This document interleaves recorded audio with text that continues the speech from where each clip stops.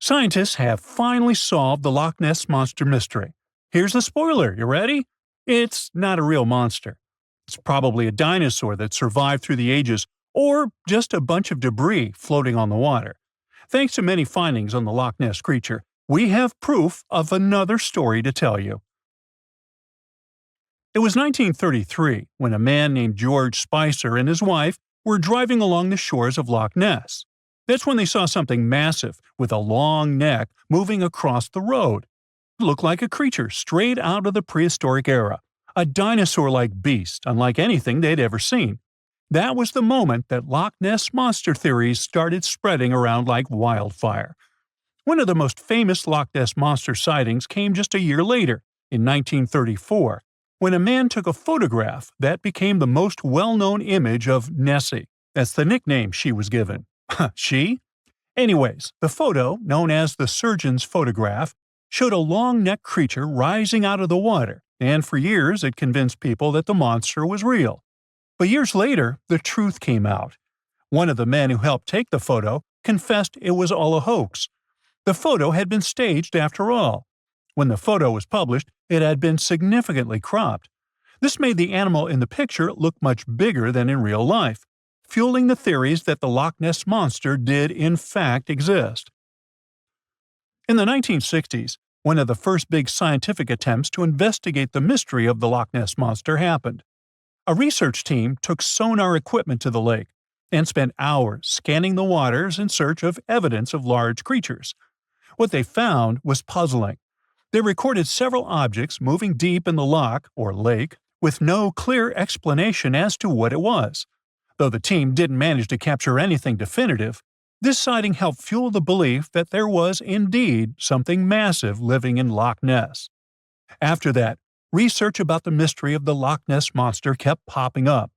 In 1972, with the help of underwater photography, some researchers managed to capture strange images, which got people's hopes up for a minute. But the truth is, this early research about the Loch Ness monster was far from conclusive. Now, of course, not everyone bought into the mystical, magical theories about the Loch Ness monster. Theory 1, from a professor of zoology at Oxford University, has made it clear that the monster is a biological impossibility. Hey, my pediatrician said that about me, too. Meanwhile, he says that no skeletal remains have ever been found in the region. Plus, no fishermen have ever caught anything resembling the creature in their fishing nets. For him, this works as proof that it simply can't be real. When it comes to the famous photos of the Loch Ness monster as evidence, well, that's pretty simple. The professor offers a more down-to-earth explanation. He argues that these images are either showing floating debris or birds, like cormorants, which have long necks and often appear to be low in the water. When people refute his suggestion, he takes us back to human psychology and explains that people often make mistakes and misjudge the size of things, especially when they just caught a glimpse of it, and even more so when they are hoping to see something specific. Now, many of those alleged photos depict an animal with a long neck and a small head, which has led some to believe that what they're seeing is a plesiosaur, a giant marine reptile that lived 215 million years ago and disappeared with the dinosaurs.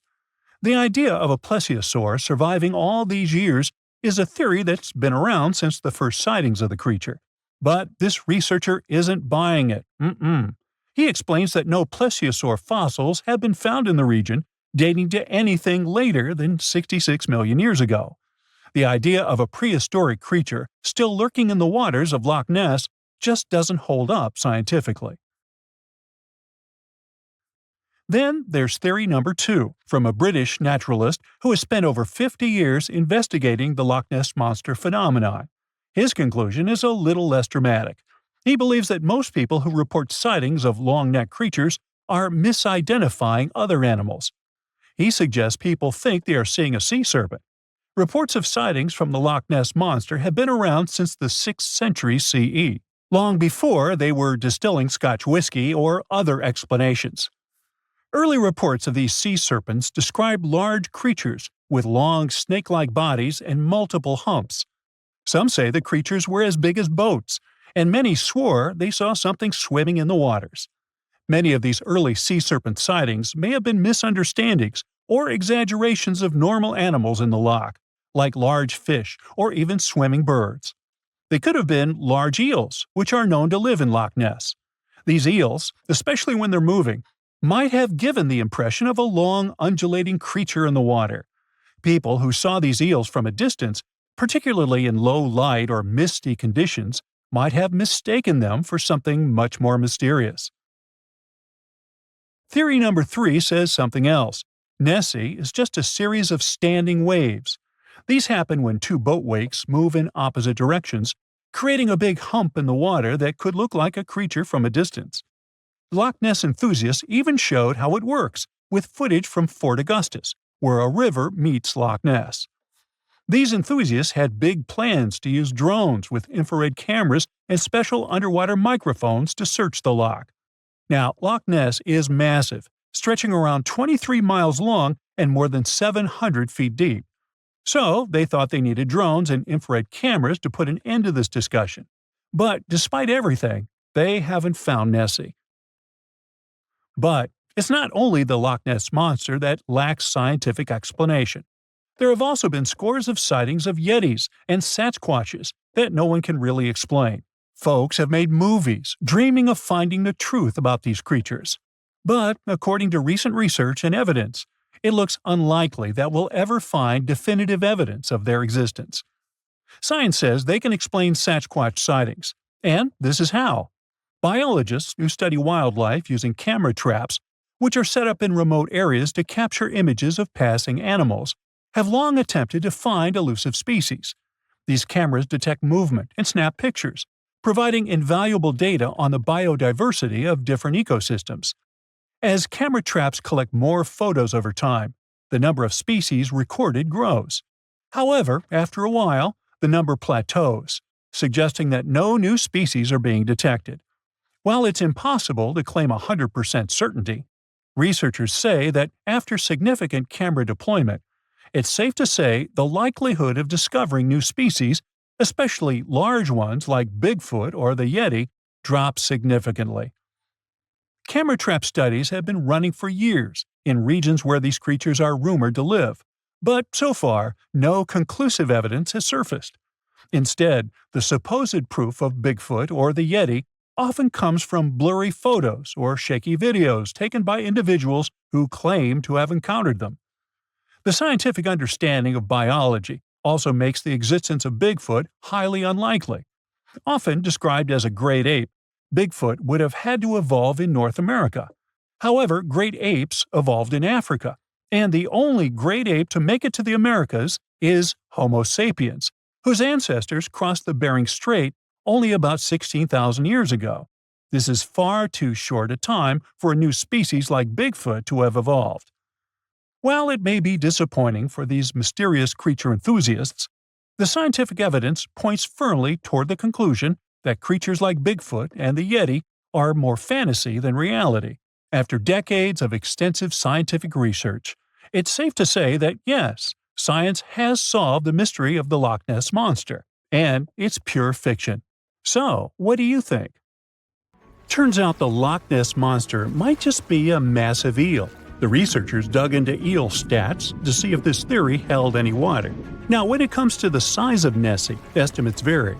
Some say she's around 3.5 to 6.5 feet, while others claim she's larger, some 49 to 66 feet. But the scientists realized that these size estimates didn't quite match up with the loch's biomass. So they started thinking that maybe there could be multiple smaller Nessies swimming around. They dove into catch data from Loch Ness. Turns out the majority of eels in the loch, or lake for us non-Scots, are on the smaller side. So even though you might spot some large eels splashing around, they're not likely responsible for those sightings of enormous creatures. The researchers think it could be wave phenomenon or random animals taking a dip. But the Loch Ness Monster mystery can't be solved by super eels after all. In 1952, an Air Force plane called C-124 Globemaster II crashed into a big mountain while flying from Washington to Alaska. Sadly, everyone on board, 52 people in total, didn't make it. The bad weather at the time made it hard to find the crash site, and even later, any attempts to locate it failed. But in 2012, a helicopter crew doing a training mission spotted the pieces of the crashed plane on a glacier called Colony Glacier in Alaska. They started looking for more pieces and confirmed it was indeed the missing plane. Since then, every summer for about a decade, different military groups have been helping in an operation called Colony Glacier. They've managed to identify 40 out of the 52 people whose lives were lost in the crash. The soldiers taking part in this mission take their promise seriously to never leave a fallen comrade behind. They believe it's their duty to bring back those who didn't make it. Another discovery comes from the Alps. In 1991, some hikers exploring the picturesque Alps stumbled upon a human body. It was half frozen in ice at the top of a mountain pass between Italy and Austria. At first, the local police thought it might be a mountaineering accident, but in a few weeks, archaeologists started claiming that this guy might have lived more than 5,000 years ago. They eventually gave the frozen fellow the nickname Ötzi. He was named after the nearby Ötztal Valley. He's become quite famous as the oldest ice mummy on record. Ötzi's frozen state might not be as unique as we thought, and that's where things get really cool. Archaeologists have another theory. See, at first, everyone was convinced that Ötzi marked the start of a cooler period because he had been frozen in the ice without any interruptions since he had lost his life. Yet, over the past few decades, glaciers and ice patches worldwide have been melting away like ice cream on a hot summer day. Not just Ötzi, but other ancient relics like bodies, hunting gear, horse droppings, and even ancient skis started to appear. So, archaeologists say there are similar sites. They found quite a few, and they all fit perfectly into this growing field of glacial archaeology. It seems like as the world warms up, it will show even more ancient secrets from the deep freeze. Moving on to another amazing discovery. In 2018, William Taylor and Nick Jarman were exploring the snowy slopes of Mongolia's Altai Mountains. They found an ancient treasure trove hidden in the ice. Inside the trove, they found a well-preserved 3,000-year-old arrow shaft adorned with ochre markings. It was in pristine condition, a rarity for organic items that old. They found other items too, like a bronze arrowhead with bits of animal sinew still attached. All of these relics had been untouched for hundreds of years, since they had been locked in the ice. In Mongolia, rising temperatures have melted ice patches that remained frozen for centuries. Similar discoveries have been made in the Yukon, US, Italy, Siberia, and Norway. Thousands of sites have been identified. Yet, scientists are racing against time to document and preserve these artifacts before they're lost forever. The study of these artifacts challenges the definition of these environments as wildernesses and shows how indigenous people coexisted with nature there. Sometimes people find simple items too, as simple as a sandal. This one, discovered on one of central Norway's mountain passes, indicates that people used this route roughly 1,700 years ago. This suggests that there was less snow and ice in that area back then. The sandal, dating back to around 300 BCE, resembles Roman sandals of that era. Again, in Norway, hunters found an iron sword high up on a mountain, more than 5,250 feet above sea level. There's no nearby burial site, and it's puzzling why someone would have a sword in such a remote location.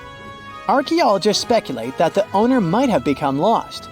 Then, in 2011, unusual objects resembling giant slingshots began to emerge as the ice melted. Radiocarbon dating suggests that this particular object was crafted around 400 BCE. It measures over 3 feet long and has knife cuts.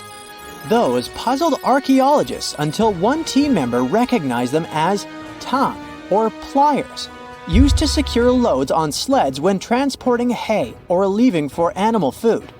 People in the area used hay sleds with pliers until the 1950s, when tractors became more common. Now, let's get back in time to thousands of years ago. We can easily do that by looking at this woolly mammoth. This creature looks a bit like a cherished but slightly worn-out toy. This ancient giant, whose heyday was 39,000 years ago, is the best-preserved mammoth ever found. Even its signature shaggy hair is surprisingly well-preserved, having been trapped in glacial ice until its recent discovery in Siberia. This remarkable animal is stepping into the limelight in Yokohama, Japan. Scientists are running tests that might bring this extinct species back to life. When they stumbled upon this female mammoth, they uncovered a hidden treasure, a sample of her blood preserved beneath the ice. So they believe this ancient blood could hold the key to resurrecting the mammoth. They also found well-preserved muscle tissue. She was between 50 and 60 years old when she met her icy fate. The discovery of mammoth blood has reignited debates about the ethics of bringing back extinct creatures, like in Jurassic Park. Their ambitious plan is to implant an egg into a living elephant for a 22-month pregnancy, hoping that at least one living mammoth cell might survive. Hop on, we're going to the French Alps. We are at a spot not far from where an Air India plane tragically crashed 46 years ago. We're accompanied by a diligent mountain rescuer and his neighbor. They went to this area after a bunch of tourists had noticed a strange-looking thingy on a glacier. It was a bag. The Indian embassy in Paris got wind of it, and it was all set on getting that bag. What makes it kinda cool is that it had diplomatic mail and Ministry of External Affairs written on it. The Air India flight was on its way from Mumbai to New York when it took a nosedive in January 1966. It took 117 people on board down with it. Guess what else was inside the bag besides the soaked diplomatic mail? It had a stack of old Indian newspapers. So, alongside those, they also found bits of the plane's cabin, a lone shoe, and a bunch of cables. Totally unexpected treasures on that mountain. During the summer of 2013, scientists stumbled upon a message left behind by a geologist named Walker, who had placed it there 44 years before. That message sort of served as the man's last testament. He passed away just a month after hiding the bottle in the rocks on the island. The content of the message was quite astounding. In 1959, Walker had measured the distance from those very stones to the glacier's edge, and it clocked in at a mere 167 feet. By 2013, that distance had ballooned to 400 feet. Researchers are convinced that this stark contrast between the two measurements underscores the consequences of ongoing global warming. Imagine the melting ice in Norway's mountains as a time machine revealing a treasure trove. Nearly 800 Viking artifacts tucked away for over 1,000 years have been unearthed. They give us a peek into the bustling trade networks of the Viking era and the critical role of the mountain passes in this ancient commerce. Among the finds are leather shoes, cozy woolen mittens, stylish tunics, feathered arrowheads, horseshoes, walking sticks, and kitchen gadgets from the Viking chef's toolkit. There are even Viking pack horse souvenirs. These artifacts provide us with insights into ancient travel habits and the peak times when those paths were bustling with activity, and give us a glimpse into the lives of adventurers. The Loch Ness Monster is actually not from Scotland. Turns out, this real-life creature lived in the freezing waters of Antarctica about 70 million years ago. In 2019, researchers discovered fossils of a huge, prehistoric marine reptile that looked a lot like what people described as Nessie. This beast was terrifying, measuring up to 36 feet long with a massive giraffe-like neck. It also weighed around 15 tons, which is about the size of 3 elephants. Next up on our list of huge animals is a penguin. I know penguins aren't exactly what you'd call big, but scientists have just found what they think might be the biggest penguin ever. The Kumimamu fordici. It's believed that these giant birds were hanging around New Zealand about 55 million years ago, and they were huge, weighing over 330 pounds. That's about 5 times the size of the emperor penguins, which are considered the largest penguins alive today. Now, let's move on from massive creatures to something much smaller. Meet B. manfredschmidti, a great ape that lived around 12 million years ago in what is now Germany. This creature is very special, as it's the tiniest great ape ever discovered. And when I say tiny, I really mean it. These ancient animals only weighed about 22 pounds. They were basically no bigger than a super chunky cat. If you think small creatures aren't scary, wait until you meet the electric blue tarantula.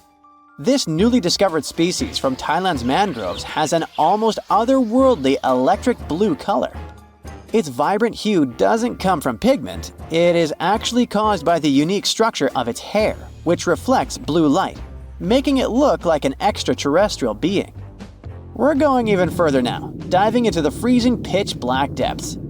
At around 2,000 feet deep in the Andaman Sea, scientists found a new species of ghost shark, which they named Chimera supape. Their appearance is straight out of a horror movie. They have sleek, pale bodies, frills that look like feathers, and large, creepy eyes. These ghost sharks aren't actually sharks, but they are related, having diverged from their cousins about 400 million years ago. The good news is they're not too scary since they're only a bit bigger than a shoebox. Just when you think we can't find stranger creatures, we come across this ancient amphibian from Brazil. Scientifically known as K. rosei. This newly discovered giant crocodile-like creature lived during the Triassic period, over 240 million years ago. At nearly 10 feet long, it had a powerful jaw, resembling the modern-day alligator. This beast was definitely a survivor since it adapted to the most severe conditions ever seen on the planet. Last year, scientists were tracking the dense Amazon rainforest at night when they found some quirky orange spiders that looked like they were wearing black boots. The team soon discovered it was a new type of giant crab spider. And no, they don't look like crabs at all. They only got their name because, while perched on plants, these spiders spread their legs out to the sides, just like crabs. Do you know that some new species are named after celebrities? Hollywood icon Harrison Ford now has his very own snake, for example. Discovered in Peru, T. Harrison Fordy honors the actor famous for his role as Indiana Jones, an archaeologist with a notorious fear of snakes.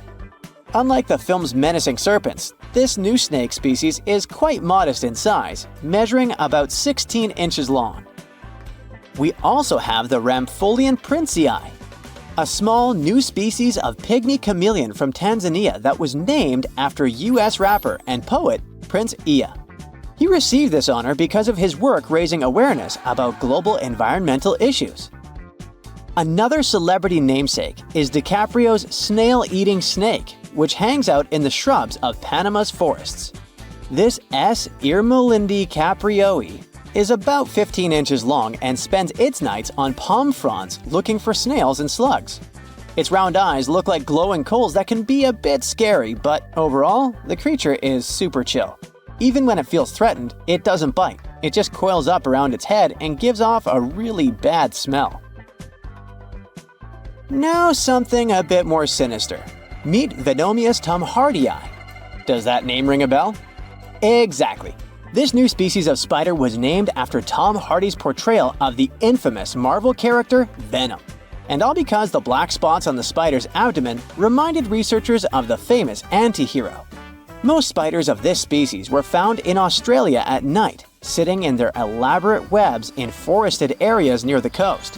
When disturbed, these creepy crawlers often hide in silk-lined hollows in tree branches. We've also got something for the Lord of the Rings fans. In the vast and warm waters of the Amazon River, scientists have just discovered a new species of pacu.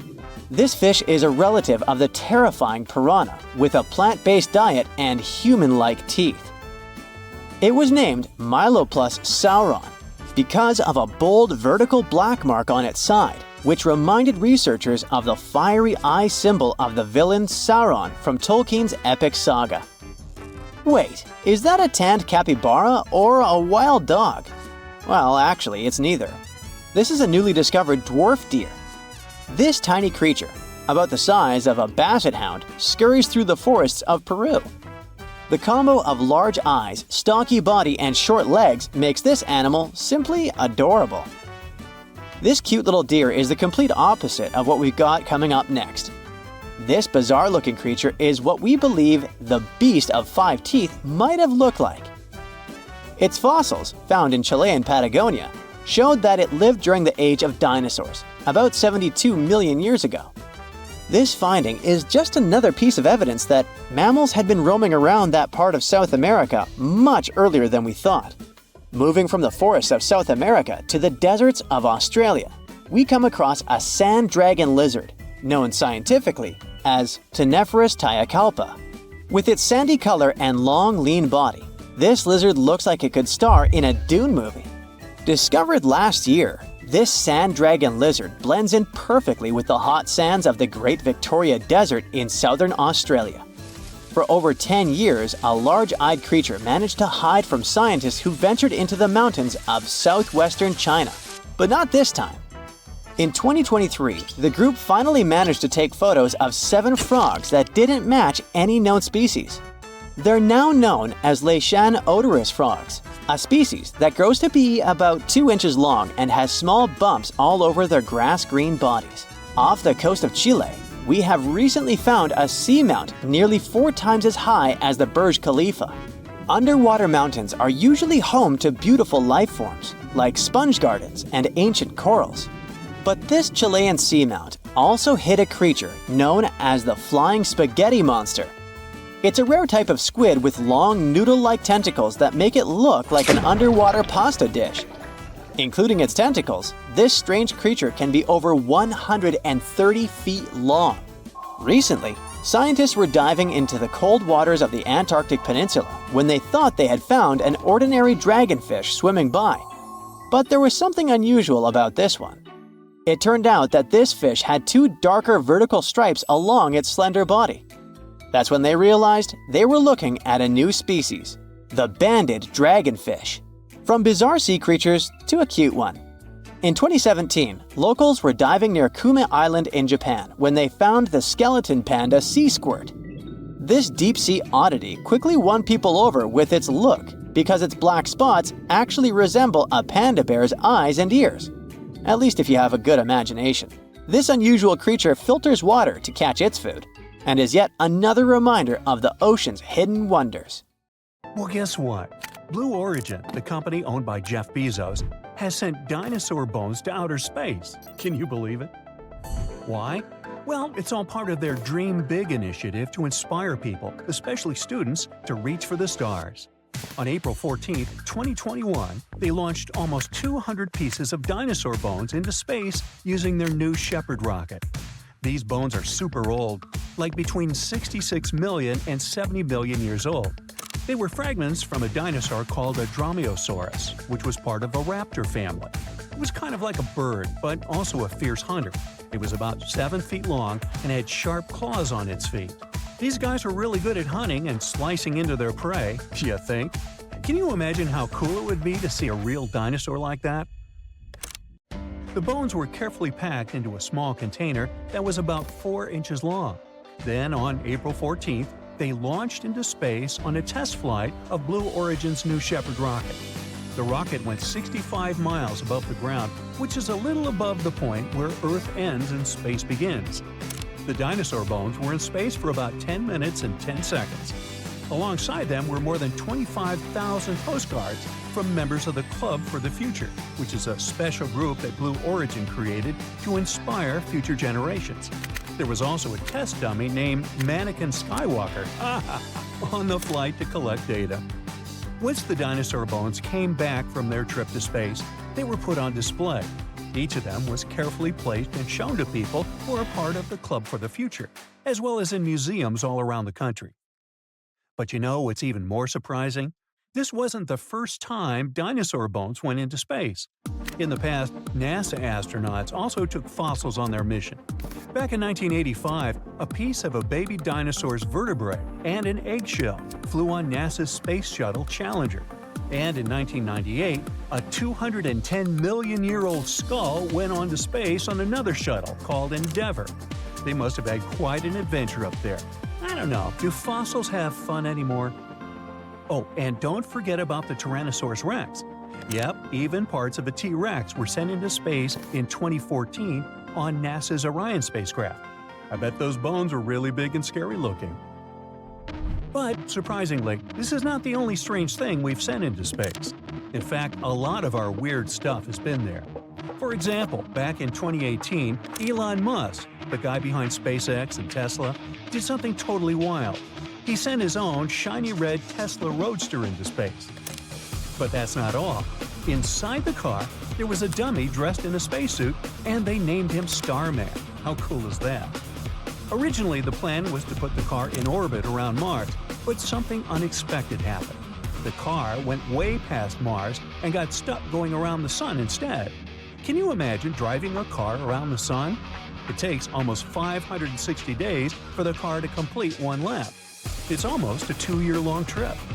As of June 2023, they have completed more than 3.5 orbits around the Sun and have traveled over 2.5 billion miles. That's like going around the Earth over 100,000 times. The car has definitely gone above and beyond its normal driving limits. What's that they say about your mileage may vary? Unfortunately, Starman doesn't send us any new pictures anymore. It's been a while since we heard from him. Scientists think that both the car and the dummy passenger may have suffered some damage during their cosmic adventure. But, oh well, it was inevitable. It's space after all. Now, another strange thing that will be launched into space is the president's hair. Yep, you heard that right. On President's Day 2023, a company called Celestis made an unusual announcement. They're going to send some famous president's hair into outer space. Hair samples from George Washington, John Kennedy, Dwight Eisenhower, and Ronald Reagan were carefully collected and verified. This precious presidential hair will then be placed on the Enterprise spacecraft, which is going to launch from Cape Canaveral, Florida, sometime in the summer of 2023. But wait, that's not all. The spacecraft won't just carry president's hair. It will also have remains of other important people. One of them will be Gene Roddenberry, the creator of Star Trek. Some of his ashes were sent into space before, back in 1997, on Celestis' first flight. Well, I guess some of his remains still remain for a second trip. Now, here's the best part. The Enterprise spacecraft will not stay close to Earth. Oh no, it'll have a grander destination. It's set to travel beyond the farthest reaches of our solar system. It's going on an incredible journey into the unknown, from hair to eternity. Prices starting at $12,500 and up.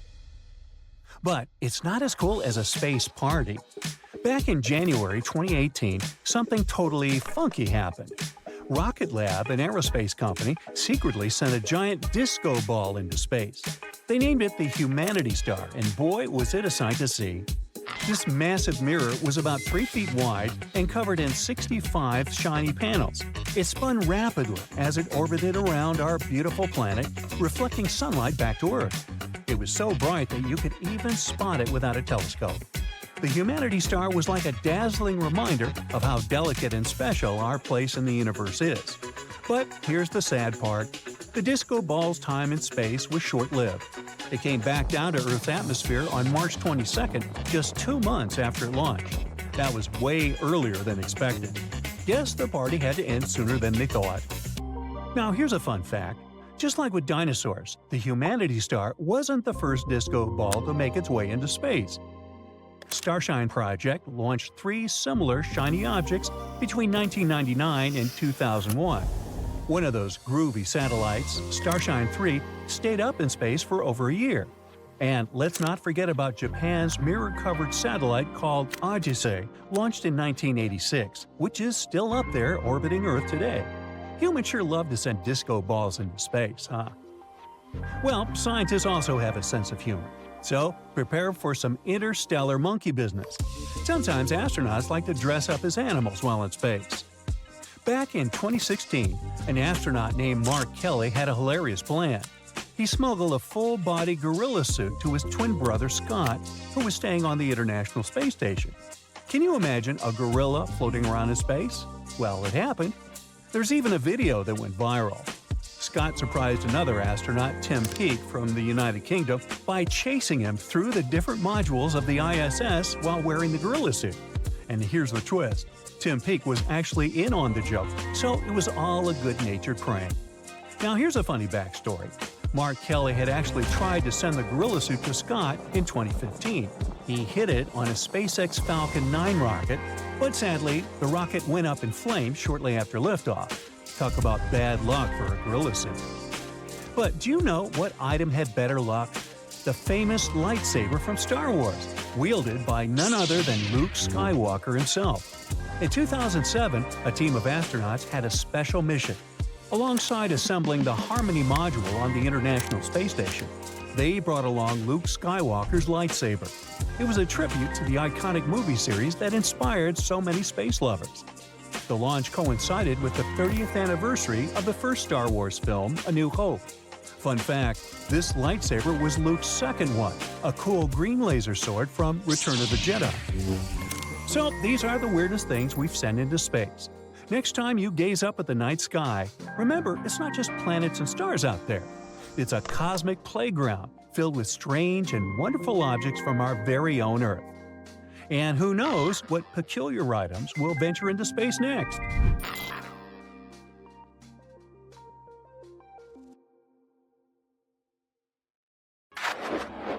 Boom! An explosion of supersonic waves, interplanetary heat, dust, fumes. The Earth's atmosphere has been invaded by a cosmic rock the size of Everest.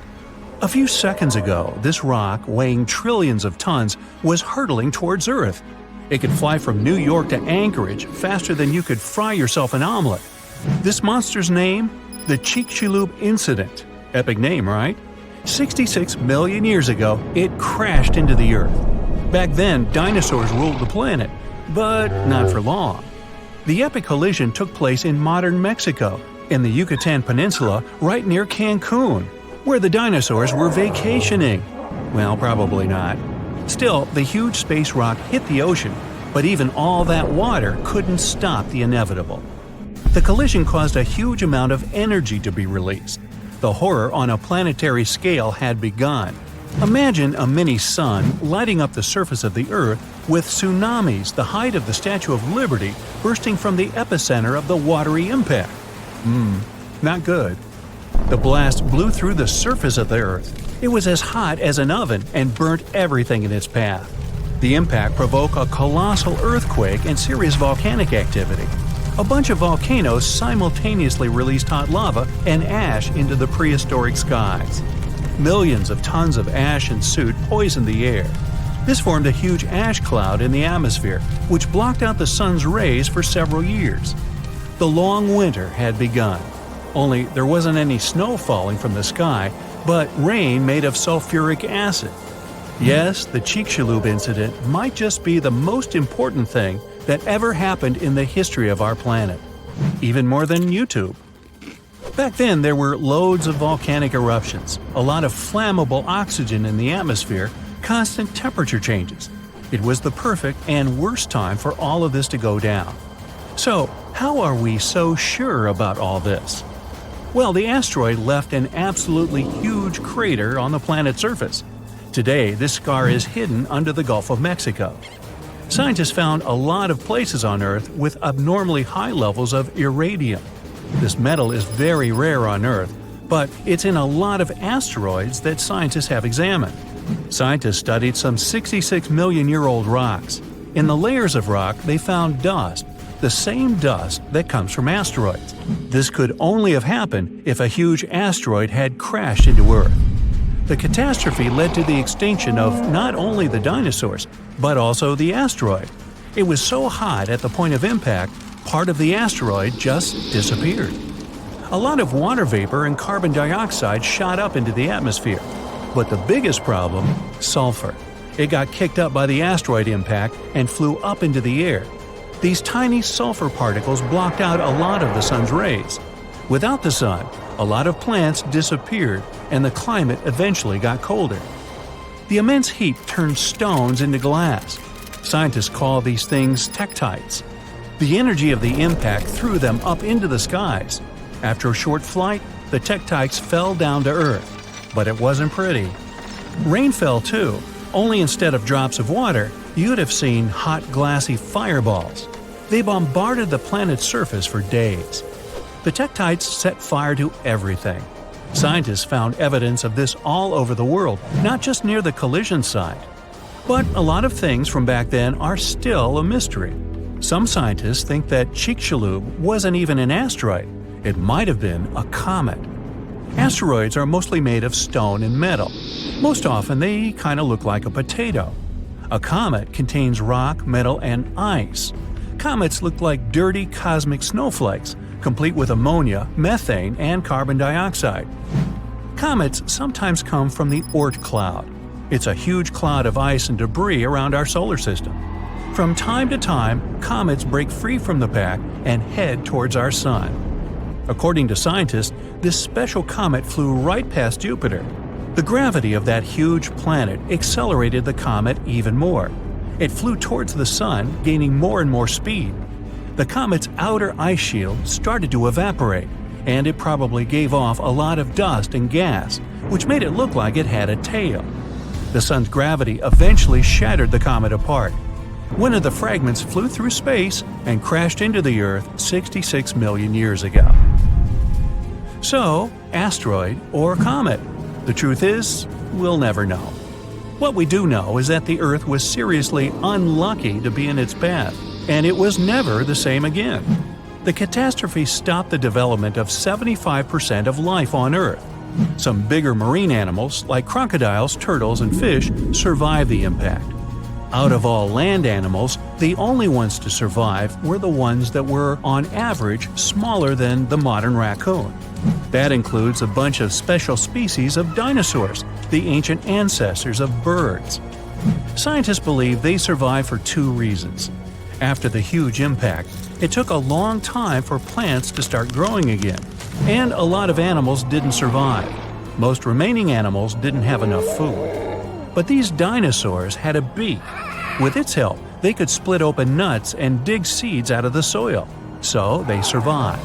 The second reason is that these lucky guys had bigger brains. Some people think that they were able to cooperate with each other and quickly adapt to the new conditions. Other life forms survived too. Fungi and mold survived underground and underwater. Gradually, the darkness cleared away, and ferns began to take over the lifeless landscape. After a few thousand years, forests started to reappear. The animals that survived were pretty much all inconspicuous and small creatures. They lived in burrows, safe from all that hot ash. Before the collision, mammals had lived in the shadow of dinosaurs. But with all the dinosaurs suddenly gone, things were about to change. Mammals were able to take over. They began to dominate life, at least on land. Back to the moment when everything changed. Turns out, it wasn't the size of the asteroid that made it so powerful. It was more about the angle in which it hit the Earth. If the angle of impact had been different, the dinosaurs might have even survived the catastrophe. So, what would that have looked like? Well, let's travel back, way back. Oh no, there's a giant asteroid heading for Earth. Oh, wait, never mind, it missed. Whew. There are plenty of earthquakes, tsunamis, and volcanic eruptions every day, but dinosaurs don't mind that much. No big deal. Fast forward a few million years, and most of these ancient lizards have changed and are now unrecognizable. Thanks to a couple of ice ages, many dinosaurs are now totally covered with feathers to protect them from the cold. Mammals exist, but they're few and far between. You see a lot of bats in caves. There are tons of rat-sized rodents in the forests. During the day, they hide in the undergrowth or in burrows. At night, they go out in search of food. There are no horses, no elephants, or other large mammals. Why become large and eatable when there are so many dangerous reptiles with huge fangs around? There are no whales in the sea. Parrots, hawks, and pigeons are nowhere to be seen. But pterodactyls 2.0 whiz past you constantly. Some are about the size of a helicopter, while others are no larger than a swan. There are plenty of primates, but they're in no hurry to climb down from their trees and walk on two legs. No venturing out into the savannah, no evolution into Homo sapiens. In this alternate reality, open spaces are very dangerous. But then again, so are forests and trees. Nowhere is safe.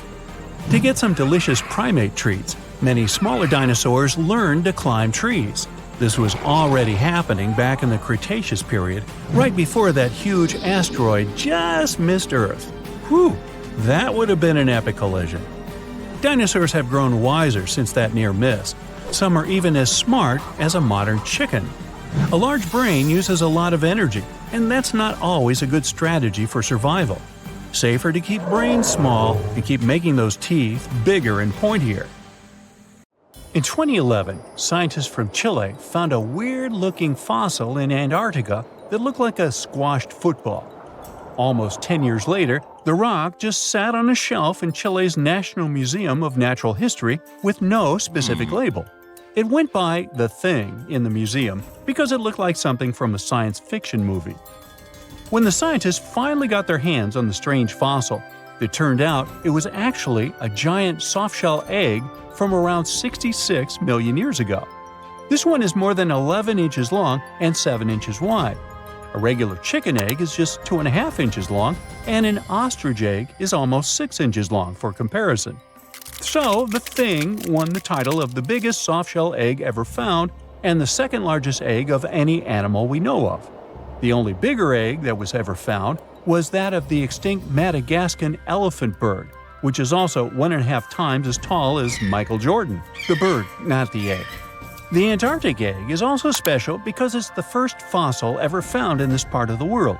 So, whoever left it there must have been one big creature, probably a giant sea turtle that lived long ago, like a mousosaur. This is surprising because most scientists thought these creatures didn't even lay eggs.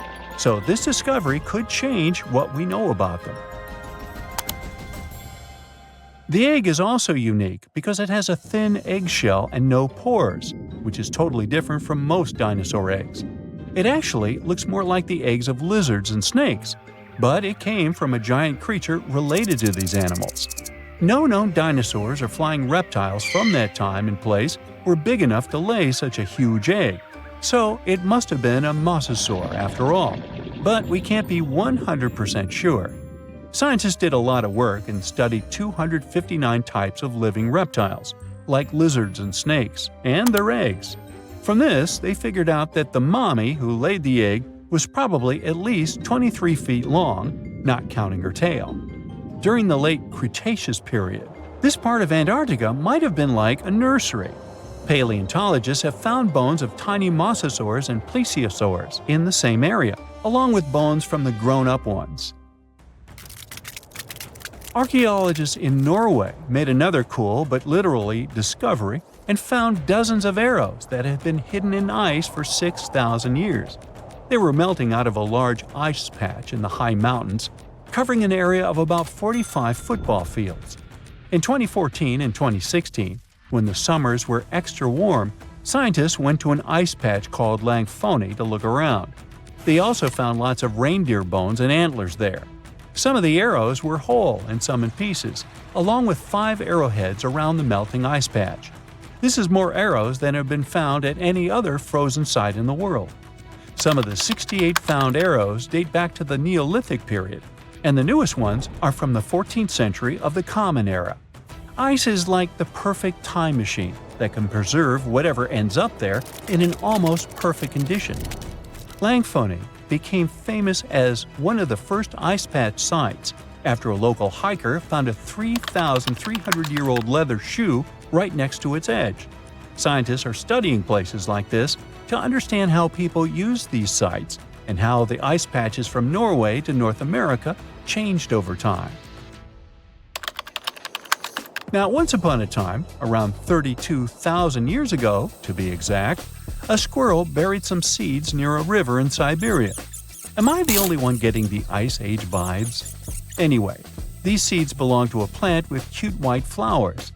Thousands of years later, a group of scientists found these seeds buried deep in the frozen ground, about as far down as a 12-story building is tall. The seeds were surrounded by ice and bones of animals like mammoths, bison, and woolly rhinoceroses. The mature seeds had been damaged, maybe by some squirrel, but some of the younger seeds still had good plant parts inside them. The scientists carefully took those out and put them in small containers to help them grow. And here comes the coolest part. They were able to grow the plants. Their flowers were shaped a little differently from the flowers of the same plant that grows today. After a year, the Ice Age plant even made new seeds. Based on this, the scientists suggested that permafrost could be a depository for an ancient gene pool, and we could find extinct species there and bring them back to life. Scientists on an icebreaker in Antarctica were looking for whales but found something way more unusual. The camera behind the ship, which is as heavy as a car, detected 16 million icefish nests on the floor of the Weddell Sea. The nests were located about every 10 inches in all directions and covered an area of 93 square miles, which is slightly bigger than the whole of Washington, D.C. The colony even had a distinct border, which was a line in the sand. The scientists were in the area because they were studying a special spot in the ocean where the water was a little warmer than the water around it. In this warmer water, they found tiny animals called zooplankton near the top. When the young icefish hatch, they swim up to this area to eat the zooplankton before going back down to the seafloor to grow up and have their own offspring. Since there was so much food, it made sense to see icefish in this warm water. But they didn't expect to find such a huge number of icefish nests, much more than anyone had ever seen before. New Zealand's Antarctic Heritage Fund found some old photo negatives in a hut in Antarctica. They turned out to be unique images from the Ross Sea Party. It was a famous failed expedition led by Ernest Shackleton. He wanted to become the first person to cross Antarctica by land, from the Weddell Sea to the Ross Sea, passing through the South Pole. But things went wrong when their ship, the Aurora, was blown out to sea. They had to use the hut from another explorer, Captain Robert Falcon Scott. His goal was to be the first person to reach the North Pole, but sadly, he didn't succeed either. The negatives were made of cellulose nitrate and were found stuck together in the small box. The Trust took the negatives back to New Zealand, where they carefully separated them and discovered 22 hidden images. Many of the photos were damaged, but the Trust could still recognize some familiar places around McMurdo Sound, a well-known area in Antarctica. No one knows for sure who took the pictures.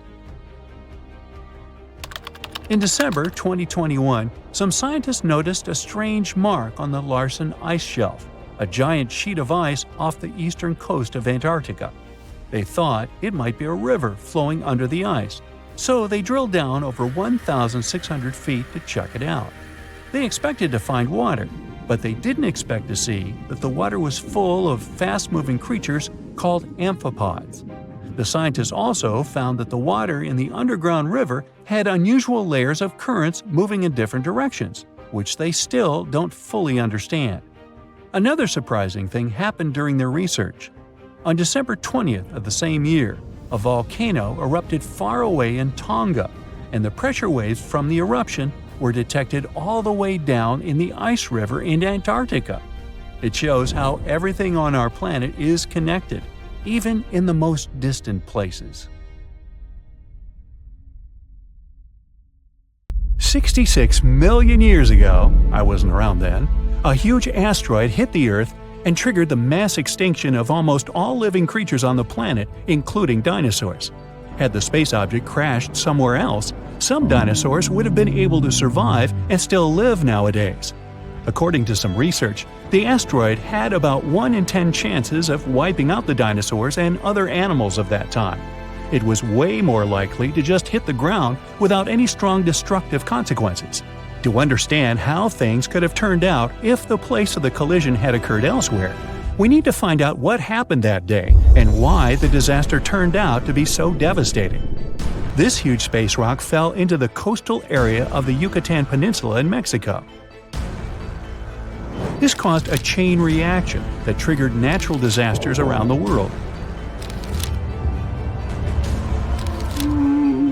The place the asteroid hit is called Chicxulub Crater. Now half of this area is underwater. The asteroid was about 7.5 miles in diameter and moving at a speed of 27,000 miles per hour. This rock, bigger than Everest, was rushing toward Earth faster than the speed of sound by almost 40 times. Wow.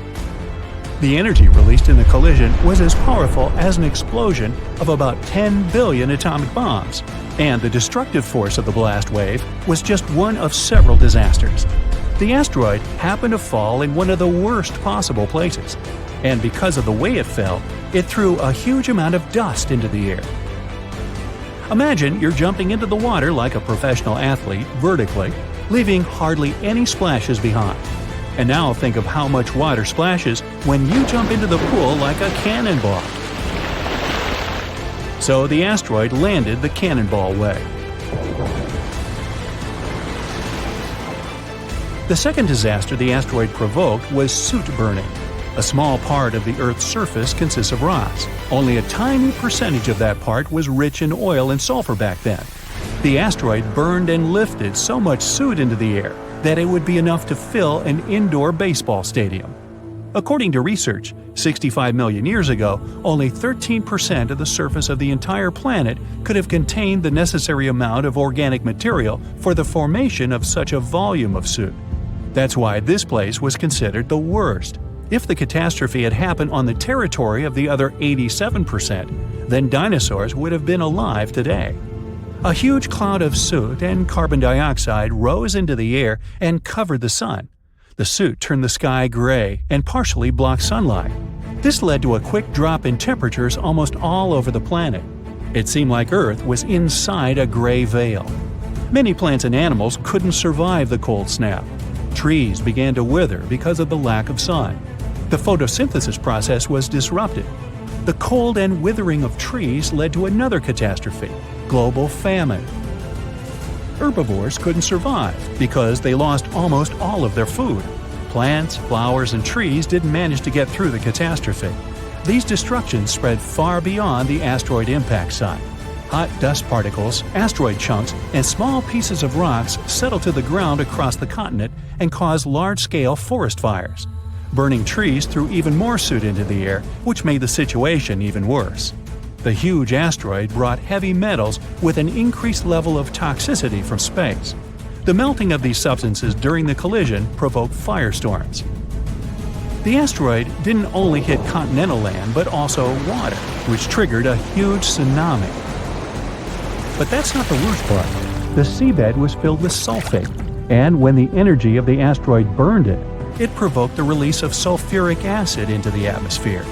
The acid cloud mixed with a cloud of soot and began to spread throughout the sky. Hot rock particles were falling to the ground like fire rain. An acid rain started because of sulfur. It lasted for almost several days and left no chance for the animals to survive. Acid rain made the water in rivers, lakes, and seas poison. The acid destroyed anything that couldn't burn. A part of the clouds went to wreck the land, and the other part, the ocean. This made the situation even worse, as sulfur droplets wiped out a huge amount of seaweed and phytoplankton. The ocean generates almost half of all oxygen reserves on our planet. Those days, the sea creatures living in its upper parts were destroyed. It wasn't the blast wave, but lack of sun, acid, darkness, and cold that became the main reasons for the extinction of dinosaurs. But even when some lizards escaped from fires and sulfur, they met the sea element. The asteroid impact caused large-scale tsunamis across the planet. The very first wave was around 1 mile in height. That's almost 3 times higher than the Empire State Building. Billions of gallons of water were moving at 90 miles per hour. A wave this strong could easily destroy half of New York today. The meteorite created a series of waves 52 feet high. Massive walls of water the size of 5-story buildings collapsed on the shore and demolished everything in their path. Lack of sunlight, temperature drop, acid and fire rains, reduced oxygen production, forest fires, giant tsunamis, and the explosive wave with the power of 1 billion atomic bombs — all this reduced the biological diversity of Earth by 75%. Yeah, that'll change your climate for sure. Giant asteroids used to hit Earth before, but they never caused such disasters all over the planet. What if this asteroid had fallen into another place, say a forest, far from water and mountainous terrain? This would have caused severe fires. A huge black cloud of ash would have risen into the sky and obscured the sun, but it would have unlikely generated acid or fire rains. Most of the species of the planet could have survived this catastrophe. What if the meteorite had fallen somewhere among the ice and snow? This would have provoked a rapid increase in temperature across the planet. Huge tsunamis would have sunk big tracts of land. However, ash and sulfur dioxide wouldn't have filled the sky. Acid rain wouldn't have hit the ocean.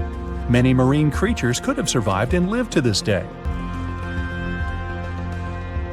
And dinosaurs, far from the oceans, wouldn't have noticed the meteorite fall at all. Probably the most terrible events would have occurred if a meteorite had fallen on an active volcano. This would have triggered the largest lava release in history. Destructive earthquakes would have begun, and the whole sky would have been covered with volcanic ash. What if the meteorite had hit some desert? It would have melted billions of tons of sand and turned it into glass. Just imagine glass dunes that heat our planet even more. And we could dig up the well-preserved remains of ancient lizards out of the glass. Anyway, there were many different possible catastrophic scenarios, and the worst of them came true for the dinosaurs. They are unlikely to return, although perhaps they can be reborn. Scientists were inspired by an idea from a famous Hollywood movie. They wanted to find a mosquito that got stuck in amber. They would extract dinosaur DNA from it. But there was a problem with this. The oldest DNA sample they managed to find was 1 million years old. Dinosaurs were extinct about 66 million years ago. Besides, DNA is a very fragile thing. The probability that it could have been preserved intact somewhere for so long is very small. So, instead of searching for this ancient dinosaur DNA, scientists decided to take DNA from the closest ancestors of these lizards, birds. Over millions of years of evolution, dinosaur paws could have turned into wings, and elongated mouths could have become beaks. Pelicans are very similar to pterodactyls, ostriches resemble velociraptors, and chickens are very much like T-Rex. Okay, let's just stop and imagine for a moment a chicken the size of a T-Rex. Hey, you want a piece of me? Now, the common chicken is recognized as the closest relative of the huge lizard. Remove the plumage from it, cover it with scales, give a toothy mouth instead of a beak, and attach a long tail. And you get a real mini Tyrannosaurus rex by body structure and movement. Deep in its DNA, there are similar genes that formidable predators have. With the help of genetic engineering, scientists plan to play with its DNA and try to reverse the evolution, which means breeding dinosaurs can become a reality. Well, that could come back to bite you. We've all been afraid of the dark at some point in our lives, haven't we? I mean, do you remember getting tucked into bed by your mom or dad after they read you some scary fairy tale with monsters and dragons, or even dinosaurs? But just as your parents were about to turn the lights off and silently step out of your room, you remembered. What if there was something hiding under your bed? Or worse, what if some spooky creature was stuck somewhere in the closet? You could probably get up and check, but it was too dark out there. Wouldn't it be great to have some source of light that would come from within your body? You could always use it whenever you get surrounded by darkness. Unfortunately, as humans, we aren't able to do that. But there are a bunch of creatures out there that can, in fact, light themselves up. That's thanks to a little something scientists call bioluminescence. Animals and fish living in the ocean tend to have this talent more often than others. And you can find these creatures anywhere, close to the surface or deep down at the bottom. 2.5 miles deep if you have a knack for numbers. These creatures use their light for a lot of things, like communicating with other members of their species, luring in prey, and even scaring away enemies. Bioluminescence is basically an organism's ability to emit its own light. Chemistry has a lot to do with it. Such animals use two chemicals, one called luciferin and the other called luciferase. Add a bit of oxygen and bam! Light! Should you ever wonder if you actually observe bioluminescence or if someone just dropped a glow stick in the ocean, be on the lookout for neon blue, green, or even red sparkles in the sea. They're usually spread over a large area. This can even make the water look like glitter or a starry sky. You can thank squid, tiny crustaceans, and algae for this romantic atmosphere. Now, I've got another unusual phenomenon for you. How about a golden waterfall? I'm not kidding, it actually exists, and it's a natural phenomenon. To see it, you have to drive to Yosemite National Park to the Horsetail Fall. Make sure to plan your trip in winter or early spring. That's the only time during the year when you can see this awesome phenomenon. It doesn't need any scientific explanation. It's nothing more than sunlight at dusk hitting the waterfall in such a unique way that it makes it look like a river of lava. Or gold, your choice. That's the reason why during this time of year, the Horsetail Fall is also named the Fire Fall. Unfortunately, this phenomenon is becoming less and less visible within the years, mostly because of drought and other issues connecting with the melting of snow. So, should you ever decide to visit, keep an eye on the waterfall since the effect is very brief. Ever heard of a dirty thunderstorm? It's also called volcanic lightning. Apparently, specialists looking into the phenomenon have yet to fully grasp what it is. When a regular thunderstorm happens, particles with positive and negative charges collide, hence the giant spark we call lightning. It also makes a lot of noise, which you can recognize as thunder. But when a volcano is erupting, some of the volcanic ash particles get electrically charged, and while getting projected into the air with a huge force, they collide and cause electrical discharges. This whole process makes it look like there's lightning coming from the volcano itself. Imagine all that ash, gas, and smoke coming from the crater, and then add some electricity to the mix. It'll make the whole picture look really bizarre. No wonder this phenomenon is called the dirty thunderstorm. Now, how about clouds that look like waves? Those are called asperitas clouds, and they're actually quite close to the ground, unlike your regular day-to-day clouds. The name comes from the word aspero, which in Latin translates to rough or uneven. On rare occasion, you may spot such clouds when the weather is calm, but they're mostly associated with thunderstorms. These clouds appear during unstable atmospheric conditions, and surprisingly, they don't produce rain. Even though they do resemble dark storm-like clouds, they also create random patterns, tricking your eyes into thinking you're looking at the surface of the sea from under the water. Another impressive kind of cloud is called mammoth clouds. What makes them so special is a series of bulges emerging from the base of each cloud. One such cloud enters a level in the atmosphere where the wind direction changes. You can see these wave-like patterns in the sky. Australia is the place for you if you like surfing, but not all the waves you can catch there are made of water. Near a town called Hayden, there's a mysterious wave made out of rocks. This granite formation supposedly dates back to 2.63 billion years ago. That's way before dinosaurs started hanging around the planet. Standing at 49 feet high and 360 feet long, the wave was formed as a result of two processes: weathering and erosion.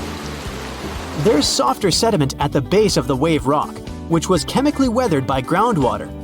Winds and rain did the rest of the job, causing the erosion of the rest of the formation. Its red, yellow, and gray stripes are made of iron hydroxide, carbonates, and other chemical compounds that were washed down by the rain. You've made it to Australia, so stick around a bit more. There's one more location here that seems unreal. You'll need to fly over this one, however, if you want the best picture. In the western part of the country, surrounded by green woodlands, there's a series of lakes. They're all a staggering shade of bright pink. Out of them all, the most famous is Lake Hillier, a 2,000-foot-long reservoir. It's surrounded by both sand and a forest of eucalyptus trees. This makes the cartoon-like hue of the lake stand out even more. One of the many theories explaining the color of these mysterious lakes is connected with algae. These algae appear to gather high levels of a substance called beta-carotene, which has a red-orange pigment in it. Another explanation involves haloarchaea. Those are microorganisms that sometimes look red. Even if you don't enjoy flying, the lakes are great for taking a swim. They're not toxic, even though they have loads of salt in them. This means you'll be able to stay afloat easily, and the water won't damage your swimsuit. During winter up north in Canada, a bizarre phenomenon happens at Lake Abraham in Alberta. Underneath the frozen surface, you can spot some weird objects that look like frozen jellyfish. It's definitely not the case, as these creepy formations are just frozen methane bubbles. Those are pockets of gas that were trapped underwater and got stuck there after the lake had frozen. They appear when leaves and grass fall into the water and bacteria digest them. This process transforms them into methane. This phenomenon is as beautiful and strange as it is dangerous. The pockets of methane can easily become highly flammable. When the temperatures rise during the spring, the ice melts and these bubbles start popping and fizzing. It's a spectacular sight to observe. Picture a lake filled with soda. Remember not to bring any source of fire. It can be very dangerous for visitors. You can check out these types of lakes all across Canada's Banff National Park. Nature often tends to make its own music. Just listen to the sound of crickets at night, or the soothing noise of a waterfall. But in Bucks County, Pennsylvania, there's a strange geological phenomenon which takes nature soundtracks to a completely different level. These are called the ringing rocks, and scientists still can't explain their unusual behavior. If you strike these rocks with a heavy object, like a hammer or another rock, the stones will make a ringing sound, as if they were hollow, but they're not. What makes the ringing rocks even more bizarre, apart from the mysterious sound they make, is that no animal wants to hang around there. Even though the rocks are surrounded by a thick forest, scientists haven't managed to trace any animal activity in the area yet. Even more striking is the fact that despite all the trees around the rocks, you won't find any leaves lying on the boulders. What makes these rocks so unappealing for both animals and vegetation is still up for debate.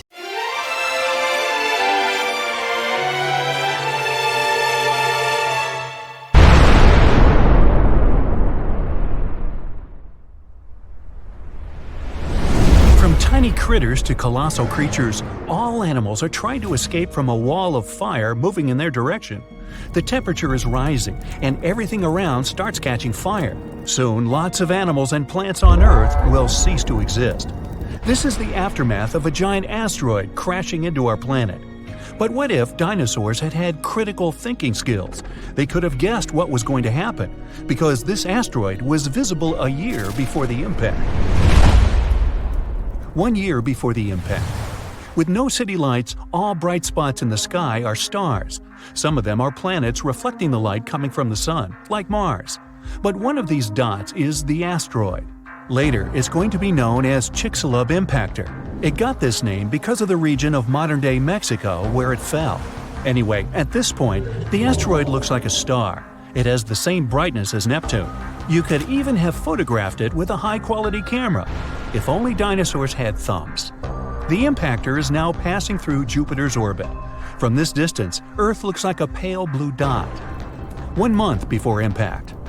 The asteroid has become much brighter. It's now the most brilliant spot in the night sky after the Moon. The asteroid crosses the orbit of Mars. Its tail, consisting of dust and gas, is getting longer and longer. It's now as long as 2 times the distance from Earth to the Moon. 1 week before the impact. The intruder's tail is now 5 times the distance from the Earth to the Moon, but the dinosaurs can't appreciate its beauty. To them, it's just another bright dot in the night sky. If this asteroid were flying toward Earth right now, scientists could pinpoint the exact location of its impact within a mile. Then we would evacuate people from the impact area and avoid a major catastrophe. 1 day before the impact. The Chicxulub impactor now holds first place among the brightest objects in the sky. The light surrounding it, called the halo, seems even bigger than the Moon itself. The asteroid is now passing through the Moon's orbit. It looks like a bright spot that leaves an ashy trail behind it. 1 hour before the impact. The light from the Chicxulub impactor is brighter than the full Moon, and its movement can be seen with the unaided eye. Nights on Earth aren't dark anymore. Only now, dinosaurs begin to feel anxious. All animals on Earth start to seek shelter. 10 minutes before the impact. The asteroid is now passing through Earth's orbit. Thousands of small fragments from its tail begin to fall on the planet. It looks like a meteor shower. So far, these fragments are too small. They all burn up in the atmosphere before reaching the surface of the planet. The asteroid is approaching South America. If someone was looking at it from Europe, it looked like a sunset. The bright dot of the Chicxulub impactor is falling behind the horizon. 2 minutes before the impact. Dinosaurs can now easily see the asteroid shape. If they knew how to do it, they could even estimate its size. It's a bit more than 6 miles across, which means it's almost the size of Manhattan Island, and the giant's weight is 15 plus 15 zeros pounds. It's flying toward the Yucatan Peninsula at a mind-boggling 7.5 miles per second. At that speed, you could get from New York to Los Angeles in around 10 minutes, but you'd kind of burn up on the way. 10 seconds before the impact. The Chicxulub impactor is now approaching the ground. A few more feet and bam! The night sky suddenly turns white. The flash is so bright that the sun isn't visible at this point. The asteroid's entry causes a powerful blast that can be heard on the other side of the world. The huge asteroid begins to burn because of friction with the air. It heats up and splits into many pieces. These pieces shower on Earth. After a few seconds, the largest part of the meteorite hits the ground. Its mass and speed provide the Chicxulub impactor with an enormous amount of energy. In the next moment, a super powerful explosion shakes the ground. The blast wave from the meteorite begins to spread out from the impact site. It rips out huge chunks of soil and trees and then pushes them to the ground like dominoes. The temperature of the blast wave is so high that everything around the impact site catches fire. The energy released during the collision also penetrates deep into the planet. This causes the strongest earthquakes in our planet's history. They in turn generate tsunami waves as high as the Empire State Building. 5 minutes after the impact.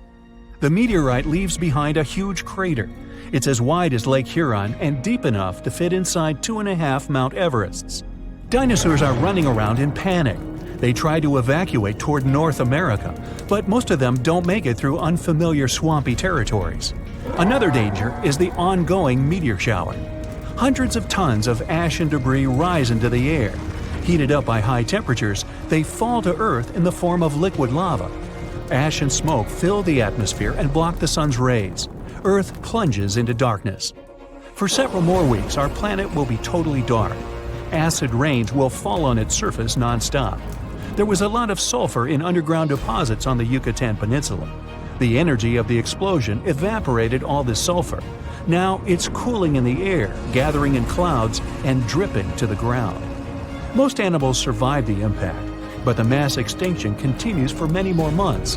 The collision has plunged Earth into darkness, and this has wiped out most of the plants that fed on sunlight. The plant-eating dinosaurs have lost their main food source and begin to disappear. But plant-eating dinosaurs are the main diet of meat-eaters, and now dinosaurs like T-Rex have nothing to eat. Soon, they go extinct too. In other words, it wasn't a meteorite that wiped out dinosaurs, but hunger and climate change. Meteorites of this size fall once every 100 million years.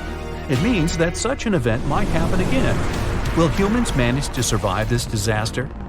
These days, we can look out far into space, and the appearance of an asteroid the size of the Chicxulub impactor won't be a surprise to astronomers. In general, asteroids that are more than 460 feet across are considered potentially dangerous. Anyway, if we know about the approaching space body, we'll be able to build shelters filled with food and water supplies. Once the asteroid is close enough, we can wait for the impact and its consequences inside. But when people come back to the surface, they'll see cities and towns torn down. Our planet will look like a lifeless desert.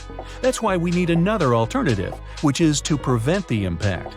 Here, we have many options depending on the size and material of the asteroid. According to NASA, the most effective way is a kinetic ramp. we'll need to send a fairly large and heavy object, such as a spaceship, into space. When it approaches the asteroid, scientists will choose the perfect trajectory and the ship will crash into the space body. A powerful collision will change the asteroid's course, making it fly past Earth. The further this space body is from our planet, the easier it'll be to send it away. Another option is a controlled explosion on the surface of the asteroid. Newton's first law of motion will help us here. It says if a body is moving at a constant speed in a straight line, it will keep moving that way unless it is acted upon by a force. So, if we make a big enough explosion, or force, the asteroid will shift its trajectory. How much it moves depends on the amount of force applied to it. We can also blast the asteroid right from inside. In this case, there will be no need to change its trajectory. Instead, we'll try to turn one huge hunk of rock into a bunch of smaller fragments. They will burn up in the atmosphere and do no harm to our planet. Another way is a gravity tug. Every heavy object has its own gravitational force and gravitational field. Our goal will be to send a spacecraft to the asteroid and make it fly close to the intruder. The asteroid will attract the spaceship, but its engines will resist. As a result, the ship will slowly but surely pull the asteroid toward itself. This method will take much longer, but gradually, the trajectory of the asteroid will change and it won't crash into Earth. Hopefully. We can also use solar power. We can build a spaceship with a system of giant magnifying lenses. Then we'll send that station closer to the Sun. When we spot an asteroid, we'll point the lens in its direction and focus the beam on the space body. The heat from the Sun will cause the asteroid's material to evaporate. Eventually, this will make the intruder change its trajectory. The problem with that asteroid that destroyed dinosaurs was not that it fell, but where it fell. This colossal space rock found the worst place where it could land. Also, the angle at which it hit the ground was the most unfortunate. If it had fallen vertically, there would have been less destruction. But it fell at such an angle that it threw a huge amount of dust into the air. After the disaster occurred, tons of soot started burning. 65 million years ago, only 13% of Earth's surface contained the right amount of sulfur and oil needed to form a colossal amount of soot. If the asteroid had fallen on the other 87% of the territory, dinosaurs could still be living today, but it hit the worst place and lifted 1 million tons of burning material into the sky. A cloud of incandescent particles covered the sky and set off on a journey across the mainland. Then, these particles settled on the ground and caused large-scale fires. Trees were burning and sending more soot into the sky. But the asteroid collided not only with rocks, it fell on the coast in a place where the seabed was filled with sulfate. As a result of the collision, it started burning, which caused the release of sulfuric acid into the atmosphere. The air became poisoned. It seems the dinosaurs didn't stand a chance. And now, let's imagine the asteroid falling in another place, somewhere in the middle of the ocean. Huge waves flooded part of the land, but almost all kinds of dinosaurs survived. Or even better, the rock could have fallen somewhere in the desert and left behind a giant crater. That's all. Yes, several dinosaurs passing by wouldn't have survived the collision, but the situation wouldn't have been so critical in general. So, giant lizards remain dominant on our planet. They don't allow other animals to develop since Tyrannosaurus and other ferocious reptiles hunt mammoths and other ancient creatures. The population of mammals is decreasing. Velociraptors are fighting for territories with saber-toothed tigers and giant bears. A struggle for survival between dinosaurs and other animals begins. Then, the Ice Age comes, and some reptiles don't survive. Then, new players enter the field. Those are humans' early ancestors. Living side by side with dinosaurs is difficult. Lizards attack settlements and caves, so people have to build high walls for protection. By the way, the Tyrannosaurus poses less danger to people than you might have thought. According to the latest research, many creatures were able to run away from this monster. Yes, you probably saw how easily they caught up with cars in the movies, but it wouldn't be as scary in reality. Paleontologists and biologists have analyzed the strength of dino's bones and found out that the creature couldn't reach high speeds. The maximum it was capable of was running twice as slow as a field athlete. Thousands of years have passed. People have learned to live with dinosaurs. They've even managed to tame some lizards. They've domesticated herbivorous dinosaurs to develop agriculture. Triceratopses and bulls now plow fields together. Imagine farms swarming with diplodocuses or brachiosauruses. People climb their long necks and pick fruit from high trees. Stegosauruses protect pastures from wolves and velociraptors. Dinosaurs with shells, such as ankylosauruses, help people cross deserts. They, along with camels and donkeys, carry heavy loads. People share the planet with ancient lizards and live in harmony. The situation in the seas and oceans is much worse. Sea reptiles attack wooden ships and catch all the fish. Imagine that you're sailing to another continent with tons of grain, fabrics, fur, and other goods. And then a giant mosasaur appears on the horizon. It's one of the most powerful sea lizards. A great white shark looks like a small fish next to it. The creature could easily defeat a megalodon. And then it comes across a wooden ship. It bites into the deck and pulls the whole boat underwater. Water dinosaurs are the main obstacle to communication between countries. This slows the progress down for 100 years. People built metal ships to withstand the attacks of the mosasaur.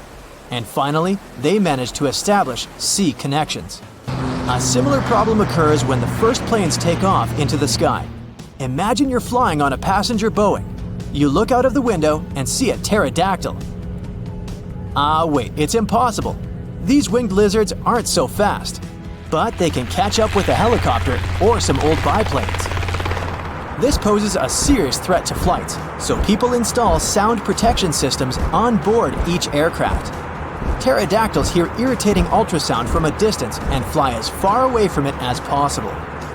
People equip submarines and ships with the same sound shields. Then, after people have learned how to defend themselves from dinosaurs, another problem appears. Lizards are the kings of wildlife, so they displace all other animal species. Dinosaurs run across African savannas, and lizards with fur live in cold winter forests. Lions, wolves, and bears are not the rulers of the wild. Rhinos fight with Parasaurolophuses. Stegosauruses attack hippos and take away their territories. Venomous dinosaurs live in jungles. Lizards that can climb trees scare monkeys. Imagine a reptilian ape jumping from one branch to another. To save regular animals from extinction, people have to control the population of predatory reptiles. Huge parks and nature reserves appear in all countries. People transport dinosaurs there and separate them from other wildlife. Dinosaurs seem to be completely under control. When the danger caused by giant reptiles passes, people begin to breed smaller, harmless lizards. Someone buys a chameleon, and someone keeps a Microceratus at home. There are dinosaur exhibitions. People take these creatures for a walk as if they were dogs. Some people take selfies with reptiles, go shopping, and sit in cafes with small lizards. Dinosaurs aren't formidable now. They're kinda cute. People ride horses, camels, Parasaurolophuses, and Pachycephalosauruses. Of course, many have tried to tame velociraptors, but failed. Those are dangerous reptiles and they don't know how to obey. Taming them is almost as difficult as taming an alligator. But dogs and cats are still more popular because they're more intelligent. The brain of a dinosaur is almost the same as that of a chicken. But who knows, if they had lived to this day, perhaps they would have evolved into smarter creatures. Just imagine if dinos were intelligent. In this case, people would have a big problem. Some scientists think that even if a meteorite hadn't destroyed the dinosaurs, they wouldn't have survived to this day. They needed to carry their own colossal weight at all times. It was an enormous load on their bones and joints. Most dinosaurs wouldn't have been able to survive the Ice Age with such characteristics, but smaller lizards might have succeeded. Fast and agile dinosaurs, such as velociraptors and Pachycephalosauruses, would have survived, but in what form? Could dinosaurs have already evolved into something else? Look at the good old chicken. Many scientists believe it's a direct descendant of the formidable Tyrannosaurus. Somewhere deep inside the bird's DNA, there are genes that the dinosaur had. Yep, it's hard to believe, but look at the chicken's body structure and how it walks. Remove the plumage, cover the creature with scales, and give it toothy jaws instead of a beak. And now, you have a mini T-Rex in the coop. And by the way, not only chickens might be the relatives of giant lizards, many birds are dinosaurs' living descendants. Surprisingly, alligators, snakes, crocodiles, and monitor lizards are not as close to ancient reptiles as pelicans, storks, and other flying creatures. Over millions of years of evolution, the paws of dinosaurs turned into wings, and toothy elongated jaws ended up as beaks. The genetics of birds is the key to understanding dinosaurs. Pelicans are similar to pterodactyls, ostriches to velociraptors. Perhaps many other animals also share some genes with ancient lizards. If the meteorite hadn't fallen, all dinosaurs would have evolved into completely different, unusual creatures.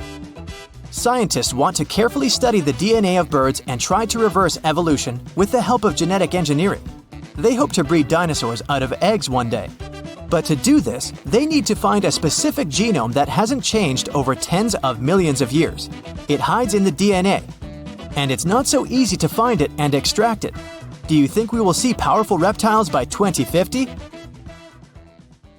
Traveling back in time now? This used to be hard. We fly past the Middle Ages, the first human civilization, the ancient ancestors of the first humans, the dinosaurs, the first land animals, the ancient sea creatures, and so on to the very beginning of all time. And there it is! This nebula is our solar system. Right now, it's just a cloud of multicolored dust made of hydrogen and helium spinning around. This cloud has begun to shrink and become denser. There's a theory that there were supernova explosions near our nebula. Their shockwaves squeezed the nebula from different sides until the center of the cloud became too heavy. The enormous weight presses it, and nuclear chain reactions begin at the very center of this cloud. It heats the cloud and makes it glow. Soon it forms into a dense sphere, and that's how our sun is born. It happened about 4.5 billion years ago. Our planet doesn't exist yet. There's only a disk of dust and space debris orbiting the young sun. These pieces of debris are fusing gradually and getting heavier and heavier. Let's look at the very center of this pile of asteroids. The total weight of the debris compresses the central region so much that a dense metallic core is forming there.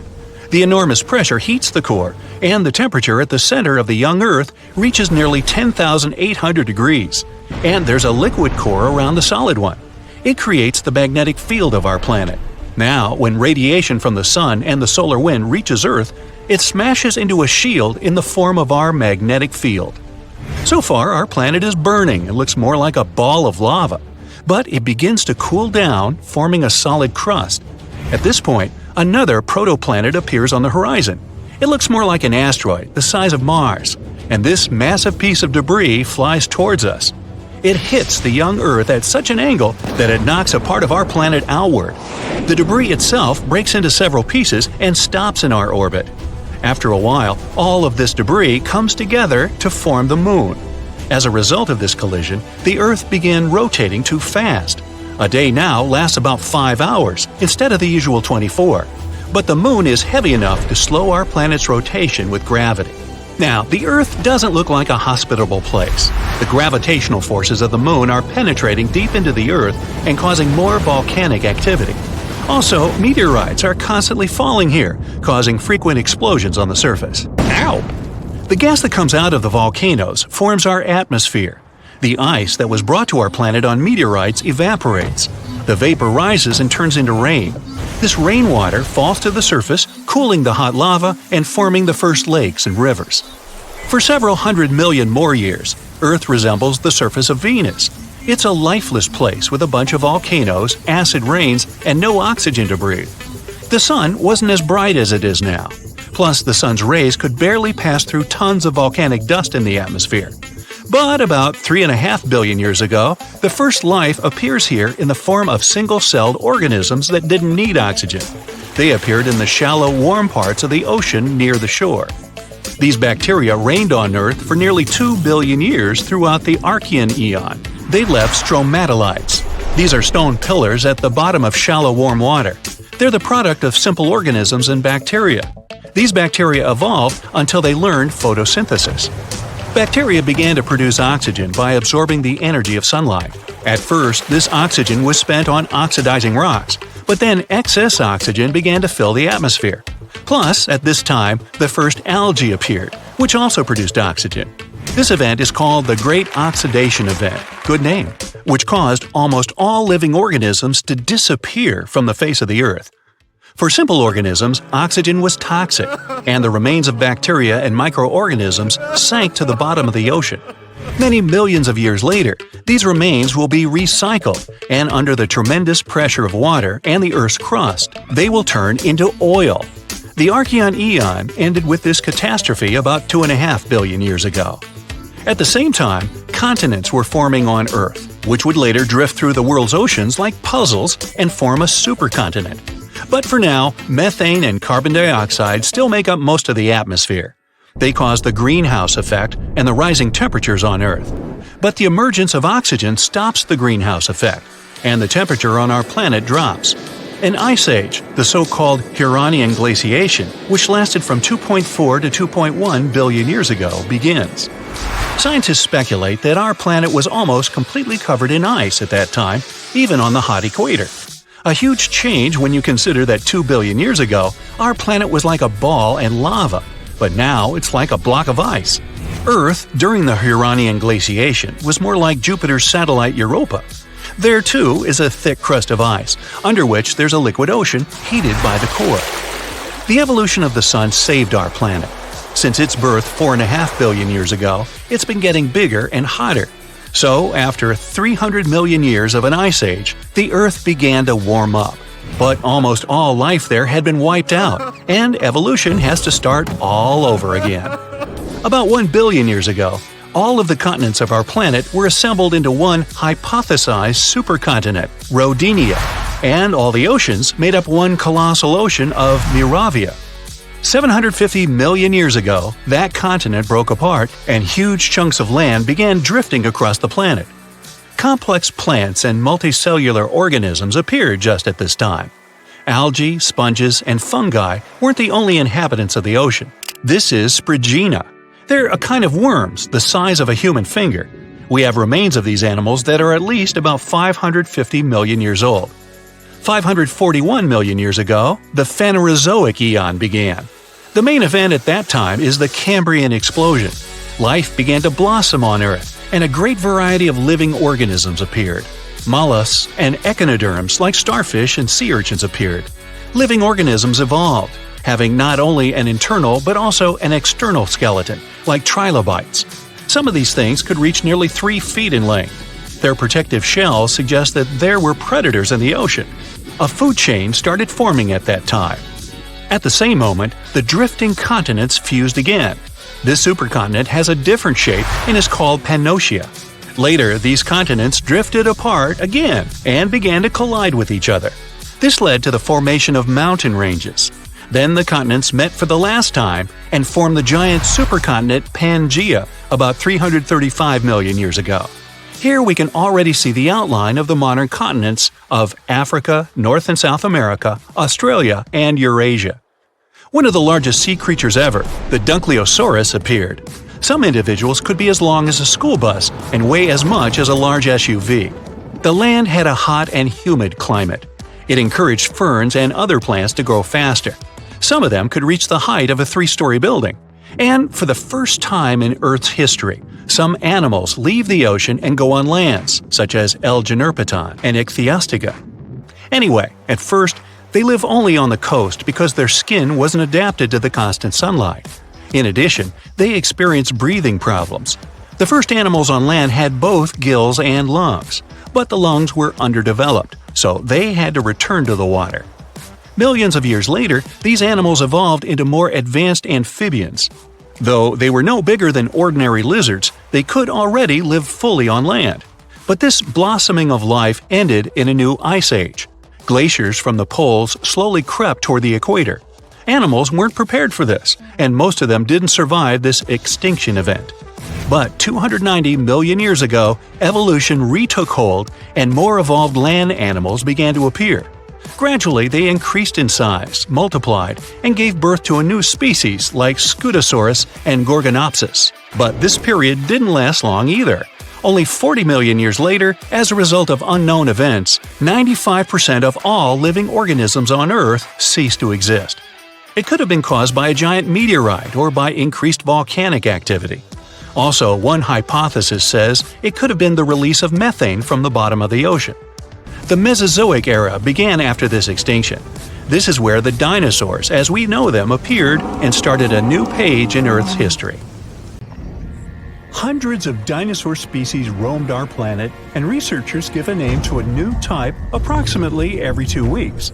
It's not fair to stick to T-Rex, Stegosaurus, Spinosaurus, and other famous sauruses all the time. They've had their chance to shine in the movies and across the internet. So let's check out dinosaurs that no one talks about.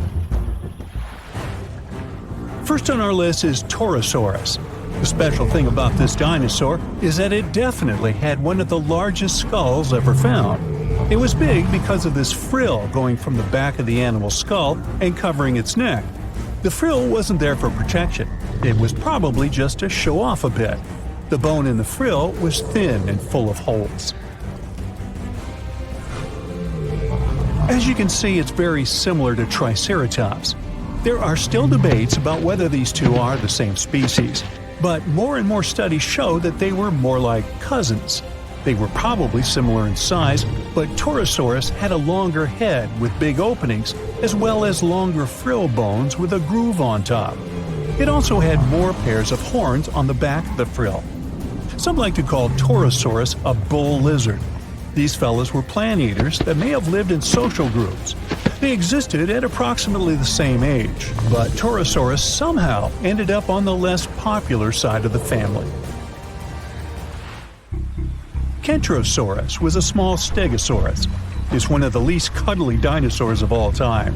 Its long, thin spikes seem to be a pretty good defense mechanism. Stegosaurus, on the other hand, had shorter, thicker spikes that were less likely to bend or snap when the animal used them. Now, you wouldn't want to get anywhere near Kentrosaurus, though. Its tail could swing in a big half circle and hit with a force strong enough to break a human skull. Any volunteers? No? Okay. One scientist used scans of the dino's fossils to make a computer model of its skeleton. The model showed that Kentrosaurus had a flexible neck. It must have been really useful for looking around to see if something interesting was going on or if there was any dangerous animals trying to sneak up. Kentrosaurus typically walked on all 4 legs with straight hind limbs. The computer model tells us it could spread its front legs out to its sides, too. Maybe it was a way to protect its belly during fights. Stegosauruses, in general, had tails that were like big weights at the back of their bodies. That's why their balance point was closer to their hips. That's also the reason why they could easily stand on their hind legs and swing their tails around. So most people haven't heard of heterodontosaurs, even though their fossils show that dinosaurs got feathers way back before we thought and in groups where we didn't expect it. In 2008, paleontologists identified the first known skull of a baby heterodontosaurus, which was less than 2 inches long, smaller than a tea bag. This baby dinosaur had relatively big eyes and a short snout compared to bigger ones of its kind. Now, what's really interesting is that some scientists used to think that Heterodontosaurus's tusks, like those of modern warthogs, only appeared when they were fully grown. But it seems they had them from the early stages of their life. Heterodontosaurs had 5 fingers on each hand, 2 of which were opposable. It was a good tool, considering the animal probably ate both plants and meat. Humans have different types of teeth, some for biting, some for chewing, and also canines. But most reptiles have just one kind of teeth.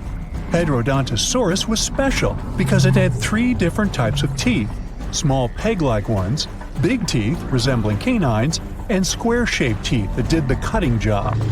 Scientists are not entirely sure how this creature used these different types of teeth. Maybe it was for digging up roots, breaking into termite nests, or even defending themselves against dangerous animals. Okay, say this name with me now: Psittacosaurus. She was quite a common dinosaur in its time, but she never still gained popularity. Scientists found out that when these dinosaurs were young, they probably crawled, considering they had longer arms and short legs. But as they got older, between 4 and 6 years old, their hind legs started growing much faster and became much longer than their front legs. So, later in life, they likely didn't move on all fours anymore, but walked on 2 legs. Inside the stomach of one of these creatures, scientists found pebbles. This shows the animals either had a hard time digesting what it ate, or it didn't chew its food very well. Its beak looks quite familiar. That's how it got its specific name, a parrot lizard. It was really strong, and some believe the creature used it to crack and open tough nuts and seeds before the pebbles in its stomach helped mash them up for digestion. These guys might have been good at swimming. They had broad feet, and the shape of their tail could have helped them move in the water relatively easily. Some scientists even believe they might have spent most of their lives swimming in rivers and lakes. In 2004, researchers found something really sweet. 24 young parrot lizards huddled together. They were too big to be hatchlings, so it could be a bunch of teenagers who had left their nests and then formed a group where they could support one another and defend themselves better.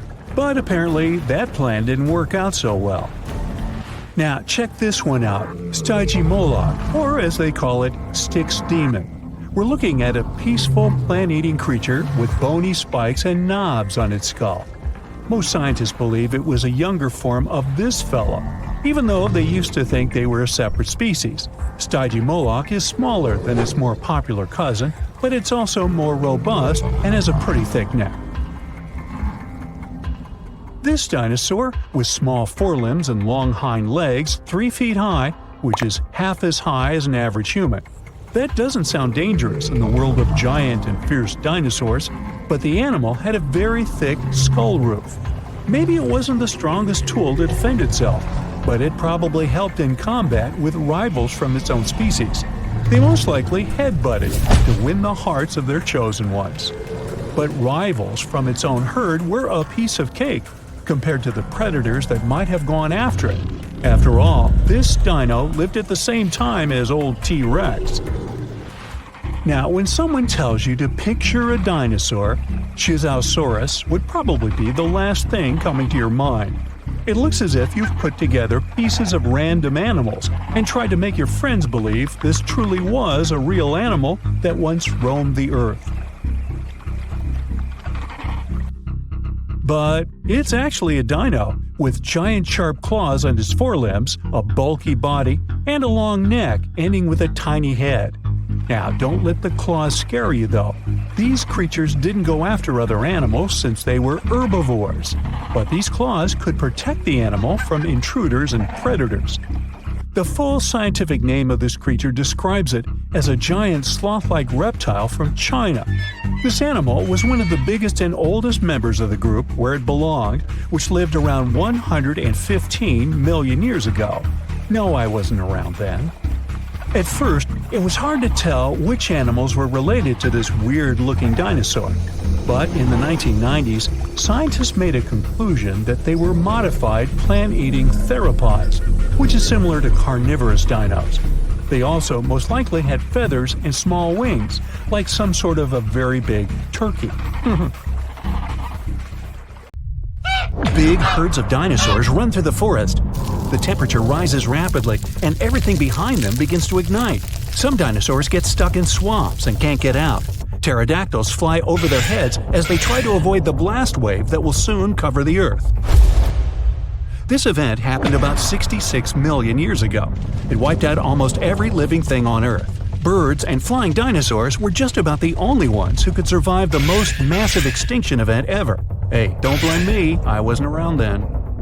Let's go down their evolutionary tree to look at the world's first bird, Archaeopteryx. It was about the size of a modern raven, but it looked like a small dinosaur with feathers. It had many small conical teeth, almost like alligators. It's because Archaeopteryx was closer to reptiles than to birds. However, its brain was 3 times larger than that of these reptiles. Although it had wings with feathers, it could hardly fly like modern birds. Its shoulder joints didn't allow it to lift its wings above its back, so it couldn't make a full wing beat. Most likely, Archaeopteryx was capable of gliding flights with small wing flaps. Evolution has led to more evolved species capable of full flight. Pterodactyls. These guys had no feathers, but membranes made of skin and muscle. Its wingspan was about the length of a human leg. It could fly perfectly and catch fish and small animals.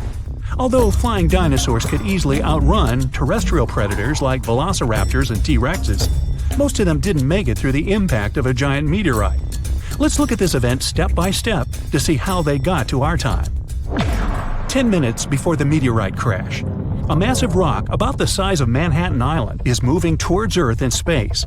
It weighs 460 trillion tons. That's like 3 trillion blue whales, the heaviest mammals that ever lived on Earth, and it's approaching our planet at 12 miles per second. At that speed, it could cross the Atlantic Ocean in just 4.5 minutes. That's twice as fast as our modern spacecraft could fly. 5 seconds before the meteorite crash. Ooh, this is getting tense. The Earth's gravitational force continues to pull the giant meteorite. It blows a hole in our atmosphere and creates a popping sound so loud you could hear it on the other side of our planet. All the animals on our planet wake up in a panic. They lift their heads up and see a huge rock that begins to burn through the air. Smaller fragments start to break away from the main meteorite. This fire is so bright that it shines almost like the sun. Flying dinosaurs and other ancestors of modern birds are the first to sense danger. They make a beeline to the sky and try to fly as far away from the impact site as possible to save their lives. The moment of impact. The colossal mass and velocity of the meteorite give it an enormous amount of energy. As soon as it touches the Earth, it causes an explosion of 150 trillion tons of TNT. The blast wave literally rips out chunks of our planet and throws them up. A huge wall of energy begins to move from the point of impact in all directions. It snatches the trees out with their roots and pushes them to the ground like dominoes. The shockwave completely wraps around our planet. This energy turns into heat. Everything around the impact site begins to ignite. Green jungles and trees turn into smoldering charcoal in seconds. The ground and rocks simply evaporate. The collision caused a massive earthquake. Some dinosaurs may have fallen into cracks that appeared in the ground. A strong earthquake caused a tsunami with waves higher than the Empire State Building. Dinosaurs that weren't trapped in the burning forest were washed away by the enormous waves. The dinosaurs of North America tried to escape by running to the north, but the blast wave inevitably catches up with them. Flying dinosaurs have no problem with earthquakes or tsunamis.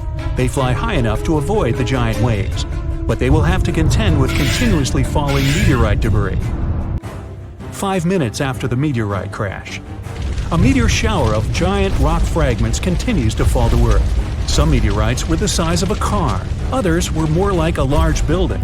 Ashes and dust rise into the air. Their temperature is so high that they melt and turn into liquid lava and then fall back to Earth, causing more fires. Meteor showers cause trouble for flying dinosaurs too. They have to maneuver and dodge the falling red-hot rocks. The high temperatures are a huge problem for them because it might make them lose feathers. With no feathers, they aren't able to fly. 10 hours after the meteorite crash.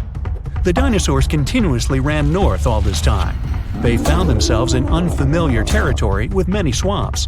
Giant dinosaurs like T-Rexes have legs as long as an adult human's height. They have a chance to get through this terrain, but if they fell, they could never get back up. The smaller dinosaurs like Triceratops had short legs and couldn't go through the dense swamps. 1 month after the meteorite crash. 15 trillion tons of ash were ejected into our atmosphere. A dark cloud blocked the sun, and the Earth was immersed in complete darkness. Surviving plants couldn't feed on the sun's energy and stopped producing oxygen. Surviving dinosaurs could hardly breathe because of the lack of air and a large amount of dust. The lack of sunshine in the sky made phytoplankton disappear. Many marine animals were left without their only source of food. The dust and ashes in the atmosphere prevent our planet from getting heat from the sun, and the temperature here is beginning to drop. The place where the meteorite fell was rich in sulfur. This toxic acid evaporated at the time of the impact and formed in clouds. Now there are acid rains on Earth. Flying dinosaurs now have to hide from these rains. They have to stay in caves and can't go outside to get some food. So far, a large number of terrestrial and flying dinosaurs have survived. They come out to see the aftermath of the disaster. The site of the impact was in present-day Mexico, the Yucatan Peninsula. The Chicxulub crater is located here. It's about 93 miles wide, like half of all of Lake Michigan, and it's 12 miles deep. You could plunge the whole Mount Everest in there, and there would still be 6.5 miles of available space.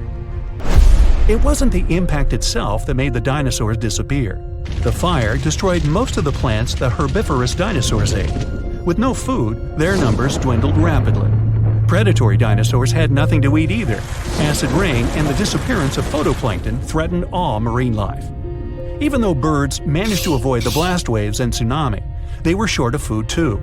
About 80% of all birds didn't make it to the end of the extinction event.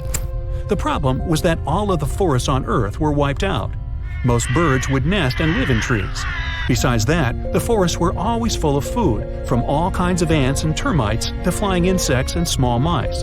So, only those species that lived on the ground and could fly well survived. Most likely, they fed on the seeds of small surviving plants. This habit made flying dinosaurs lose their teeth during evolution. Instead of jaws with a bunch of sharp teeth, they got long beaks to grab tiny seeds from the ground. Although Earth looks like a terrible place to live now, there's an evolutionary boom for birds. They have to travel long distances in search of food. Their wings get stronger. They also feel safe from predators who regarded them as food before. No T-Rex now catches a sleeping bird off guard. About 1,000 years after the collision, the first dense forests appear. It gives another boost to evolution. 1 million years later, forests full of food are populated by the ancestors of modern mouse birds. And 65 million years later, in modern times, we have about 10,000 species of birds. Pigeons, crows, eagles, and hawks, even penguins. These are all descendants of the dinosaurs. But there were other survivors. Some alligator and crocodile ancestors were able to adapt to changing conditions. About 80% of turtle species managed to survive the mass extinction, and now their descendants live among us. Snakes and lizards were also able to wait out the hard times in their burrows.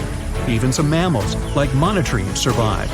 This hedgehog-sized animal was able to continue to evolve. Many millions of years later, these mammals evolved into primates, which later gave life to modern humans. Much later came the iPhone.